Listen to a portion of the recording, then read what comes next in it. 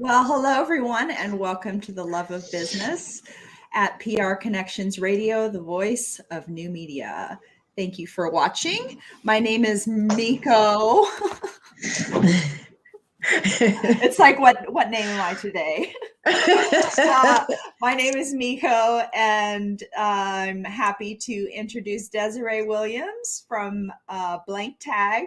She will be our guest today. Yes. Hey, how are y'all doing? Yay. It was Friday. Yes, Friday. I didn't think about what day it was. Or as some people like to say, it's Fry-yay. So what's yay for you today?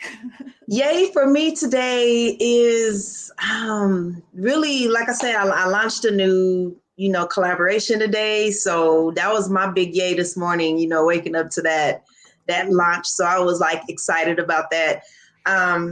And then launching yesterday, the other collaboration with another partner. So it's been a lot of yay days these last few days. So I'm good. That's wonderful to hear. That's wonderful news. So let's talk about collaboration in business. And I'm going to call it, just to put a new face on it, collaborating with your audience via social media. Okay. Yeah, oh my gosh, that has been really a journey in itself. And then, I was on this roll with Facebook and I was like, yes, I finally found that groove of, advertising to get the engagement. And then they had that outage, that whatever, they went down for those few hours last week or earlier this week. But when they went down, they changed the algorithms, and now it's like I just got really going and gained some momentum, and now they've changed it up. So now it's like, okay, how do I find that groove again? But looking at Instagram, TikTok, Facebook, LinkedIn, even Twitter, and I know a lot of people use Stitch. So it's just a lot of different ones that I'm really trying to just get a handle on and learn. But really the top four that I'm focused on is Instagram, Facebook, LinkedIn, and TikTok. So those, I'm learning more about the hashtags and what you need to put in there, what you need to look for just to get that momentum going and that engagement. Because once you get it going, you can keep it going. Right. It's like the flywheel. You start slowly, but you just keep on building momentum. Yeah. And then it keeps that traction going. That with that momentum. Mm-hmm. Oh yeah, for sure. And then it's like, you don't know, you have to really understand how to post, because you can't post the same on Facebook as you do on LinkedIn or on TikTok, because all of them, they work so differently. And that's the one thing I'm really understanding with technology altogether when it comes to running a business is none of the programs really speak to each other. So you got to add extra downloads and add-ins and drivers and everything just to make a program speak to each other. Even like going from your laptops. I have two different laptops. One is extremely compatible with using Zoom and rolling into Facebook. The other one, the camera doesn't work. It's even just getting down to just learning that the equipment won't work with some of the the language of technology either. So it's a lot. It is a lot. And I think business owners everywhere experience those challenges, whether they decide to do their social media marketing in-house, or even if they decide to outsource it, there's still a communication, a step of communication and understanding the needs of both parties in order to make the collaboration work. Right. It's I think the biggest thing is just stay patient and keep trying and keep looking at it. I know I just did a video on TikTok about being patient, just your patience will win over everything that you have to do through these trial and error processes. But I promise you this much, when you do find that sweet spot with whichever one, I know I found my sweet spot with Facebook and then they switched it up on me, just get used to that kind of ride, because it's their platform. Unless you're going to design your own platform, it's their platform. They can do what they want to with it. But just make sure you have a plan B. Like when Facebook went down and Instagram went down, they both went down together. And people were saying that they lost money, they lost business because they run so much of their business on those two platforms. But you also have to learn how to run a lot of your business through your website. So I really learned and took that away from that, is running everything through your website, making sure that everything is directed to the website. I got that from my web designer. Thank you, Chris Beard, so much, because he did an analysis for me, and he gave me so much information to recreate my website and also to build those platforms so everything goes back to your website. Because once all your traffic is going through your website, you don't have to worry about if Facebook goes down or the algorithm changes or some mysterious thing happens that you can't control. You don't have to worry about taking a hit in your business. Right. So use social media to drive traffic to your website is a good way to go about it. Right. And make sure that you have content on your own platform, which your website would be. Right.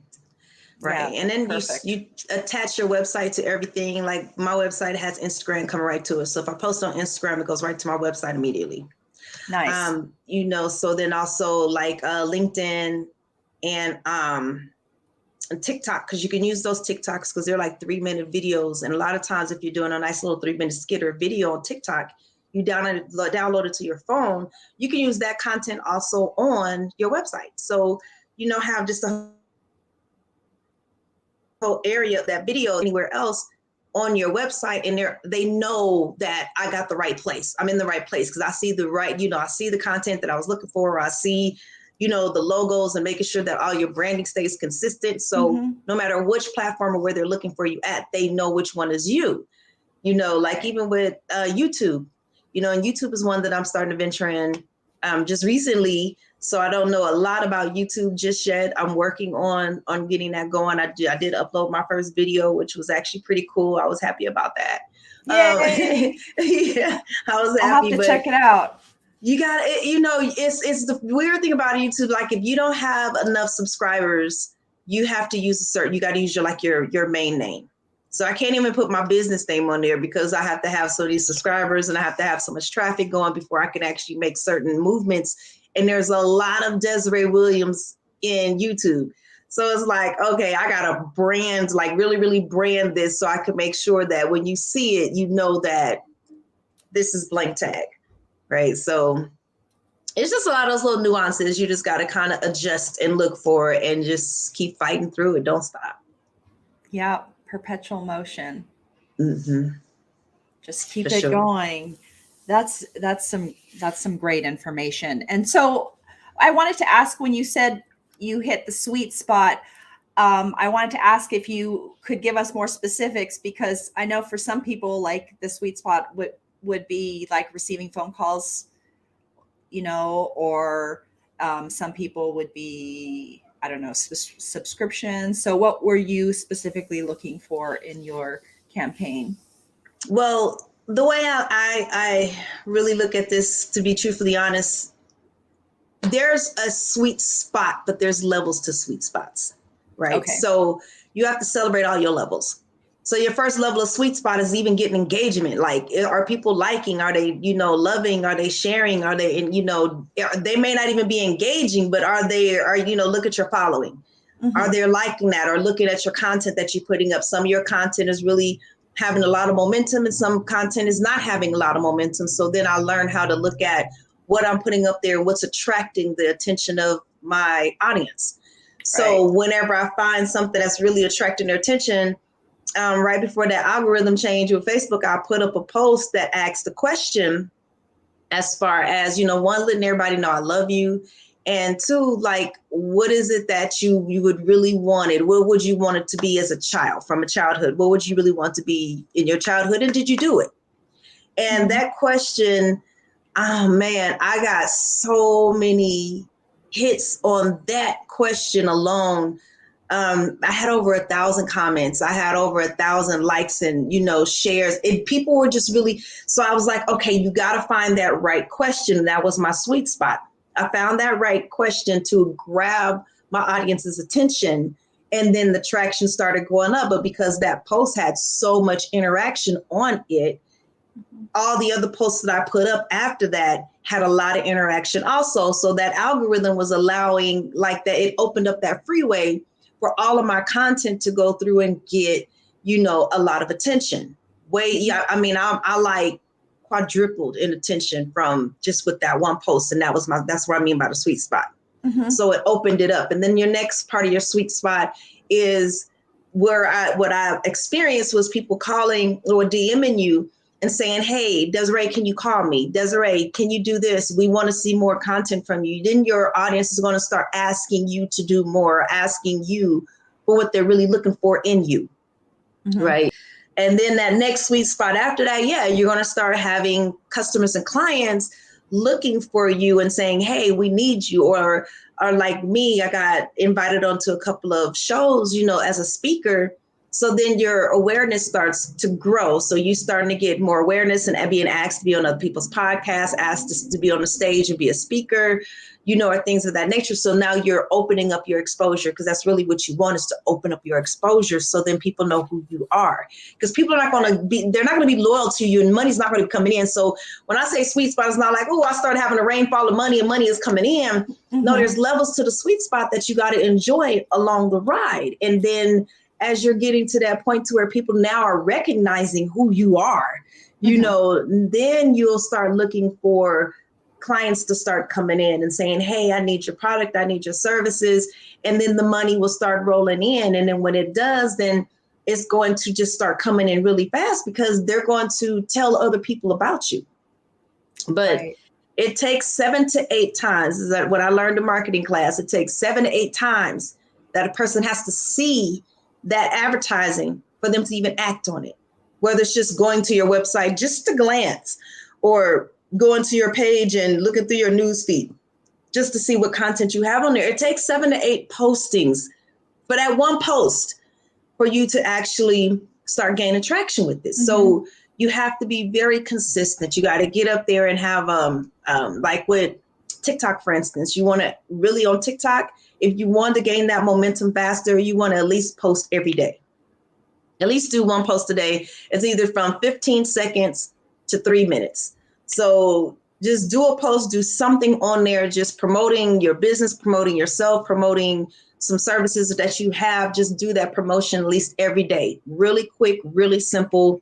Boom, it's done. Get it up there. It's over with.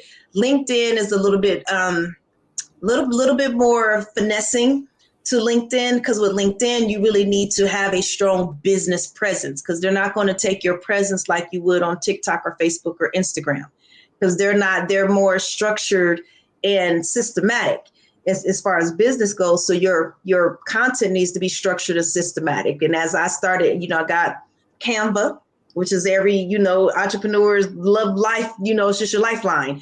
Get Canva, because it's already preset templates in there. Just go in there and do your templates, and then just upload it. And Canva's perfect because it'll upload to LinkedIn, it'll upload to Instagram, YouTube, and Facebook for you right out of that site. So you don't have to go anywhere else. It just goes right there from, you know, into it. And you can make it look more professional. And that's what they're looking for, is the professionalism. How does it look? You know, you could do your virtual backgrounds. That's why I use Zoom so much, because I could put my virtual backgrounds in there. No matter which device I'm using, my background comes up. So, you know, just different things of that nature, how you can keep that professionalism when it comes to LinkedIn. Instagram, they want more content. You know, they need more visual. It's not really as much as like reading stuff, but they want to like visual. So the IGTV, utilize that often, and then start putting more content with the IGTV side of it, because it's going to move for you, and has to be at least a minute, but no longer than 15 minutes. So you have 1 to 15 minutes on Instagram. Use that time and just get on there and just post. But Instagram, you could post like 3 times a week, right? LinkedIn, about 3 times a week to every day, to Monday through Friday, every day. Saturday, Sunday, like downtime, but Monday through Friday is the time that you really want to post on LinkedIn. Instagram, you want to do like 3 or 4 posts on IGTV. But what I found with majority of the platforms, early morning, because people usually tend to wake up in the morning, they grab their phone, they're going through their feeds.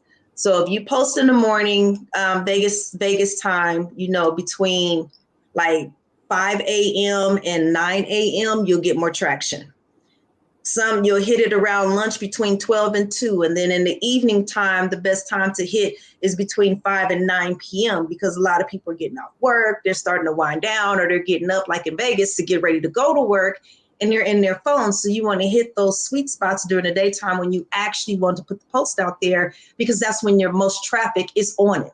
Because there are times when it's not as much traffic in there because of our time frames. But if you hit during those times, you usually hit a lot of people, throughout the US. You hit a lot of people during those time frames. So I've found that out. Facebook, Facebook story gets a lot more traction than your actual news feed. So if you post on your news feed, post it on your story, because that's what they're going to see is the story. Because the algorithms for the story is not the same as the news feed.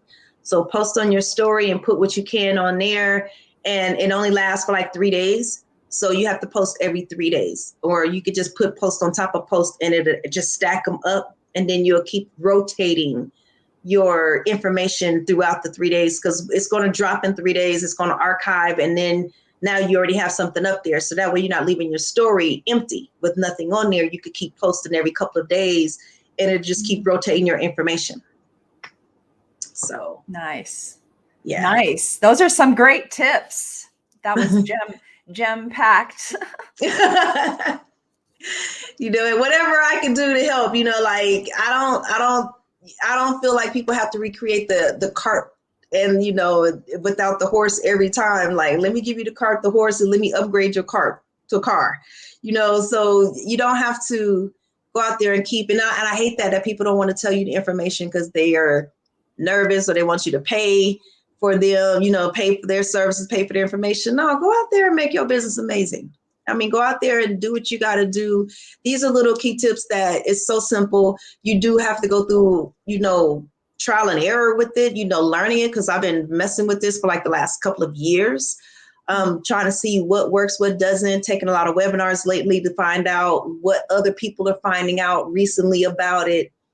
And even looking at developers, and they are half the time pulling their hair out because it keeps changing so much, and they have to go and find out, they got to break the algorithm code again so they can get out there and push your content out there. So find somebody, if you don't know how to do it, find somebody who's really good at chasing those algorithms with social medias.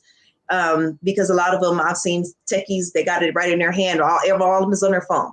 They know exactly, they can pull up any algorithm to any of those platforms, and they can tell you about it, what works, what doesn't work.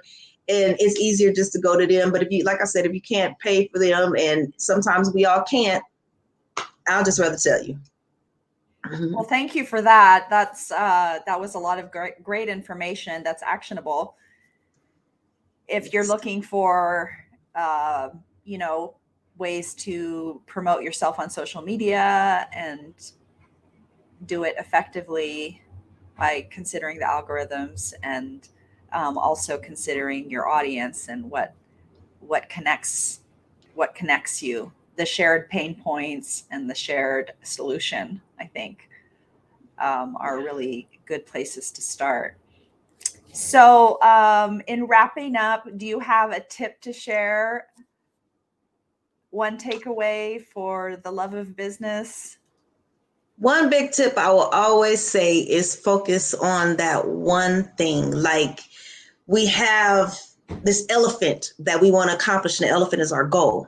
Of course, they say you can only do it one bite at a time, but really the one bite at a time is every little step that it takes to you complete the elephant from start. And whatever area you're on of that elephant, focus only on that one area. Don't keep looking at the big picture and moving around and trying to juggle multiple areas of plans, even though it's all to the same road. Don't try to juggle all of them together. Really focus on that one thing. So whatever is stomping you, focus on that one thing until you get the solution, then move to the next thing. Because if you try to take on too much, you're going to overwhelm yourself, get frustrated. And yes, like I said, they all lead to your end goal, but you have to take and focus on one very small step at just this little by little, and just knock it out day by day. And celebrate each step too. Celebrate every single step. Don't try to think like earlier when I said my sweet spot, and people like, oh, that's where the money comes in. That's like trying to eat the whole elephant at one time. Little bites. Just such a good point. Yeah. Yeah. Take those little wins. Take the little wins. Take the little wins.